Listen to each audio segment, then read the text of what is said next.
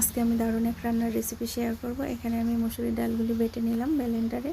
এখানে আমি দিয়ে দিলাম আদা বাটা, রসুন বাটা, সামান্য পরিমাণ হলুদ গুঁড়া, মরিচ গুঁড়া, জিরার গুঁড়া ও ডিম দিয়ে আমি ভালোভাবে মেখে নিলাম। কড়াইয়ের মধ্যে আমি দিয়ে দিলাম, দিয়ে আমি উল্টিয়ে দিব। উল্টিয়ে সামান্য পরিমাণ তেল দিয়ে এই পাশটা আমি ভেজে নিব। আমার ভাজা হয়ে গেছে, এখন আমি নামিয়ে নিব। নামিয়ে নিয়ে আমি ছোট ছোট পিস করে কেটে নেব। আমার সবগুলি কাটা হয়ে গেছে। আমি সামান্য পরিমাণ ময়দা নিয়ে নেব। ময়দাগুলি পানি দিয়ে মিশিয়ে নেব। মিশিয়ে নিয়ে এর মধ্যে চুবিয়ে আবারও আমি তেলের মধ্যে দিয়ে সবগুলি এভাবে ভেজে নেব। উল্টিয়ে পাল্টিয়ে ভেজে নেব।